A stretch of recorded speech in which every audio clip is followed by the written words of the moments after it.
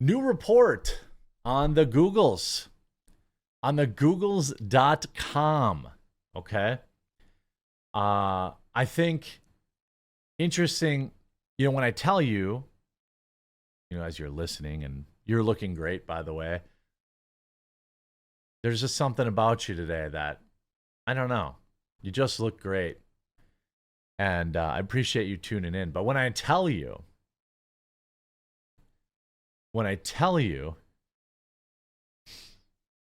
that Google's corrupt, you're like, no kidding, right? When I tell you there's been yet another report revealing that Google and things like YouTubers and things like that, they're suppressing conservative news outlets, you'd be like, well, no kidding. When we saw the Twitter files came out, one of the biggest bummers of the Twitter files was so many people had been so blackpilled already, that they just, it wasn't quite the splash. That it's just like, we're getting screwed on all levels from our government and from our search engines. Yeah, we knew. Yeah, we knew that, and it kind of went away. Well, there's now a new study that just came out finding that Google favors Democratic campaigns and buries Republican websites. A stunning new study from Media Research Center shows how biased Google search results are when it comes to the world of politics. By typing in just one query, presidential campaign websites, Google returned only Democratic candidates. Now, I'm taking a pause because I'm sure that you are completely shocked by this. I'm sure that you are completely shocked. You had no idea. But this, given its election season, things of that nature, is going to spawn some big lawsuits and some big antitrust stuff. Some of which, by the way, some of the results that Google served up while they are Democrats aren't even running in 2024. Although a notable Democrat who does not appear is Robert F. Kennedy Jr., even though the controversial scion of Camelot is second in the Democratic race. No Republican candidates appeared on the first page of results, even though the search was conducted the day before the first GOP debate, a time when Americans are looking to the internet for more clarity on candidates. The results of the analysis would almost be funny if they weren't such a threat to democracy. Not surprisingly, Joe Biden's campaign pops up first, but what's after that? Marianne Williamson, Bernie Sanders, and Elizabeth Warren. Seriously. The research was done using a clean algorithm that is not impacted by prior searches or cookies. So what we are seeing is Google's baseline search results. And it clearly shows that while Americans expect Google to act as a neutral resource, it's anything but. MRC's vice president for free speech. Oh, wait, no, this is the agency who found it. Dan Schneider put it this way, quote, Google has erased every threat to Joe Biden. We know that Google pulled out all the stops to put Hillary in the White House and that they have continued to interfere in our elections ever since. Compared to social media platforms, it's harder to document what Google does in secret, but we at MRC, Free Speech America, have caught them red-handed. Now, there is absolutely no reason not to believe that this very same search algorithm does not apply to YouTube and other outlets.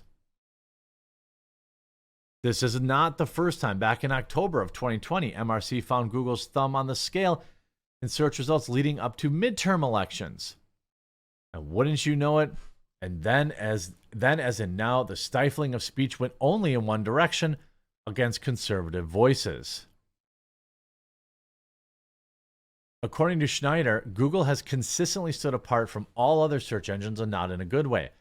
We have repeatedly seen Google and big tech social media platforms treat Republican candidates harshly compared to their Democrat opponents.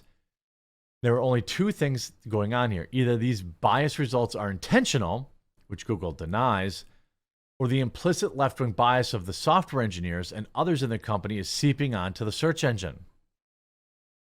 Well, I mean, I would say that it's probably both. According to Open Secrets, 88% of political donations from Google employees go to Democrats. So should we really be surprised when the product they produce pushes a liberal agenda? By the way, join me tomorrow live on Rumble for the Salty Cracker interview. It's sure to be pretty wild. We're going to have Salty Cracker on tomorrow from noon to 2 Central. Should be a wild time. It should also come as no surprise that Democrats in Congress have opposed any investigation into or legislation targeting big tech political bias. After all, it's working in their benefit. Well, I mean, yeah, I think that's really not a surprise. It's also working not just to harm conservatives, but the entire country, whether in regards to the COOF, critical race theory, or the trans issue. Perfectly reasonable positions are being throttled by Google. Over 90% of the world uses Google as its primary search engine, so how can voters be properly informed on the candidates and issues if the ultimate arbiter of online relevance is stacked against one side? Well, they can't be.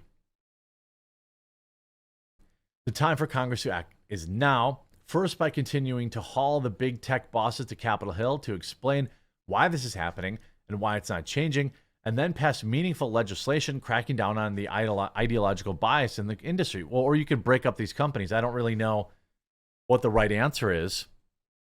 Clearly, finding them money does not do anything. They had just print their own money.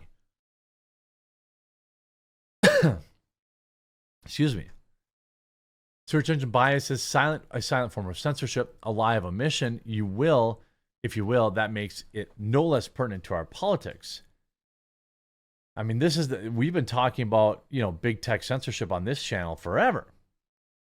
Here's the actual report. Excuse me. MRC Free Speech America researchers searched Google using a clean environment for the term presidential campaign websites to observe which campaign websites Google displayed on its first page of results. When searching the term simply presidential campaign websites, Google returned only Democratic Party candidates, some of which aren't even running in 2024. A notable Democrat, of course, is Robert F. Kennedy Jr., who is also not allowed on there at present. Why? Because he's the biggest threat to Joe Biden. No Republican Party candidates appear at all on the first page of Google search results, and this a day before the first Republican national debates. Order. Joe Biden, search result 2. Marianne Williamson, number 2. Bernie Sanders, number 3. Elizabeth Warren, Hillary Rodham Clinton. Why on earth is Hillary Rodham Clinton still appearing on this website? And it's only going to, this is the problem. You see New Coleman Insights. This is from yesterday, actually from today. New Coleman Insights and Amplify Media Research study shows that YouTube crushes Spotify and Apple Podcasts in face-off between podcast users on both platforms. YouTube and Google still represent, the obvious majority, the largest amount of available search results. I think that one of the biggest concerns, and I'm not sure if any of these presidential candidates would be willing to go down this road or could, talk on the issue, but it certainly is concerning, at least in my opinion, that we have essentially a virtual monopoly with our cell phones, Android and Apple. They agree on everything about hate speech and censorship and all this kind of stuff, right? So what's the point? Google and Apple, Android and Google act in exactly the same way. They censor the exact same things. They block the same things. They walk in lockstep with big tech. They want to get rid of something like Parler. They go, all this kind of stuff. And it's only going to get worse in terms of when the election actually happens. And Google and YouTube have only become larger in terms of their footprint. That's why, I've worked, that's why I work with Rumble. That's why I'm happy to be a part of Rumble and what they're working on, because, I think, especially when we're talking about election coverage, hard politics, things of that nature, Americans' right to ask questions about whether the poke or lockdowns or things of that nature. Um, Google is no longer trusted. YouTube is no longer trusted. So what's next? Well, probably